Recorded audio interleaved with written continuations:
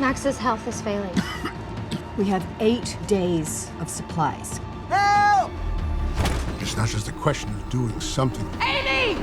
It's a question of doing the right thing. Stop! No!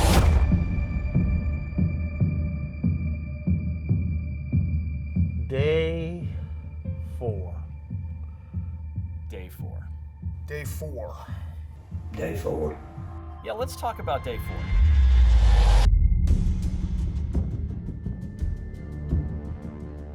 Day 4 of shooting on Deep in the Forest was the morning started out okay, felt great. It's the first day that we're going to have this character on set, and I'm told that he's nowhere to be found. The actor playing Mills didn't show. First day of shooting, this actor doesn't show up. We have no idea what's going on. You know, as crews do, good crews especially, they keep the director insulated from a lot of the stuff that's going on. So I was kind of late to the party. Meanwhile, I wasn't quite panicked yet. Call time had not come yet for his makeup, to get in makeup. So you give somebody benefit of the doubt at least until that moment. This is a crucial day for this character. We had at least 2 major scenes, 2 or 3 page scenes each. Might have been 3 that day. All of a sudden, a slow panic started to set in. We're in the middle of shooting a film. It's not like you can recast and go back to those auditions and say, hey, is so-and-so available? The crux is, we don't make this day, we're fucked. We're in a movie that there are no extra days.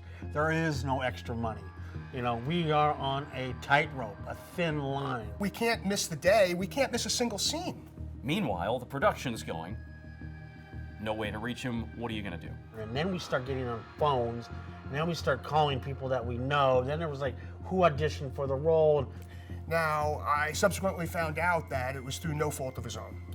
But at the time, I was in a panic. I had no idea what to do. You know, Roger and I were arguing with each other. Jeremy's often running. Him and I are actually at odds with one another about how to do this. He's stressing me out. I'm stressing him out a little bit. Insane. I mean, you can imagine, like, really one of the worst nightmares you can imagine facing in the middle of a shoot. And now we don't know what to do. After all this work we had done in casting, suddenly the primary criteria for getting the role is, can you get here in 20 minutes and can you be on camera in half an hour? I mean, it was madness. With budget considerations, location considerations, timelines considerations, schedule, everything. A nightmare. So I'm trying to clear my head. Roger's working upstairs with his team. We're trying to solve this problem. And I just look over, and Jed, first of all, is one of the nicest guys you could ever have the privilege of meeting in your life. And he is a wonderful human being, Jedidia Dyer. Just an absolute beautiful human being. I'm Jedidia. you know, I've worked with Jed for 20 years. He's been on everything I've ever done. I was either in the art department or I was the art department. The man can do anything. He can weld, he can do carpentry, he can lay floors, he can do anything, paint. So he comes over, he's, buddy, what is it, buddy? And I said, Jed, and I explained the situation. In the middle of explaining the situation, I have the eureka moment. And then he comes up with this plan, which, you know, in hindsight was the perfect plan, but in that moment, it seemed like the absolute dumbest idea I had ever heard in my entire fucking life. Jed is Mills. And so I say it to him. He said, if I feed you the lines, would you try to do his part? I just kind of looked at him. So yeah, let's put him in a role that the entire movie kind of, the weight of the film centers around. I've never wanted to be an actor. Never asked Jeremy to put me in a movie. A guy who's never performed in his life. And I'm just thinking, Jeremy, you just ruined your fucking movie. But what the heck? So I said, sure, I'll try. The primary acting partner in most of his heavy scenes is PJ Oakland. And PJ is a drama coach. I'm on set, we're like ready to go. Jeremy comes to me and says, what would you think of Jed playing this role? The role has very specific requirements. So my first consideration is it's genius from an aesthetic casting standpoint. The next question, just in general personality, is he right for it? Absolutely. Amazing, spot on. So he gets PJ and I think Peter Jason on board, and you got a couple of people on board to kind of take Jedidia into a room. Jeremy sends me downstairs with PJ, who became my great teacher for 1 hour. We studied and worked the lines. PJ said one important thing to me. He said, the hard part of acting is remembering the lines. I remembered that Jeremy said, I'll feed you the line, so no worries. So in about an hour, Jeremy comes down, looks at PJ and says, what do you think? PJ says, I think he can do this. So off to wardrobe.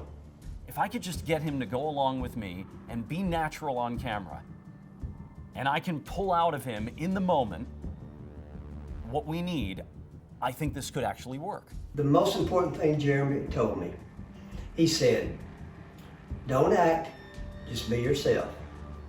And in my mind, I'm thinking, well, what the hell else am I going to do? I don't know how to act. I am going to have to confront Michael and explain to him that I am taking the best part of his team. And so I'm dreading, and Michael's not a small guy. Michael's about 6, maybe 6'1", big guy. And I go up to Michael and I have to explain, and I thought he was going to throttle me. I thought that was it. And I just said to him, Michael, you have to understand, I can either screw you or screw the film. And I've decided to screw you, man. And he looks at me, and to his credit, he got it. He really understood. So we're trying to figure out how to restructure it. So I jump on board as AD while we keep shooting stuff leading up to the antagonist scene, while he's figuring out the rest of the shoot. So what we did is Jed did his scenes.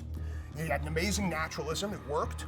But he went to the art department in between, and he continued to work in both departments.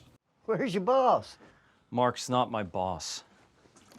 Man, they really got you doing some shit work, don't they? Get it? Shit work? I have a master's degree in political science. So that's it. What? That's why they have you emptying my latrine. Oh, why is that? Because they're jealous. They know you're the one who should be calling the shots. They can't handle that. So what do? They make you shit boy. I dumped my dues for the day. Run on, shit boy. Fuck you.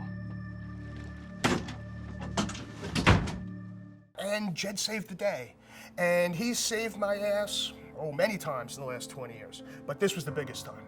This time I will never forget. Jed ended up becoming absolutely brilliant in the role, and it worked out. Jeremy was a genius for it, okay?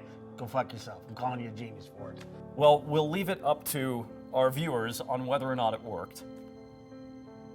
For my money, it's one of the most extraordinary things that's ever happened in my career. I remember at one point where I was being abused, as I was in the whole movie, my character. I was hit with a crowbar, laying on the ground in my fake moaning and groaning, and I realized, this is kind of fun. And I dare say he got the bug, because once he realized how well he was doing, thus launched Jedidia Dyer's career as an actor. So now, I find out, Jed upstakes, moves to Georgia because there are more acting jobs in Georgia. He's auditioning 4 times a week. He's booked 2 or 3 commercials. He's done 2 or 3 feature films. Jed is now an actor. Great. I mean, that's just wonderful. And it couldn't happen to a nicer guy. Could not happen to a nicer guy. I'll never forget it. It was an incredible thing that started with a nightmare and ended with a dream. Jeremy knew something about me I guess I didn't know. He knew I could do this before I did. And I'll always be grateful for Jeremy and PJ for getting my career started at 70.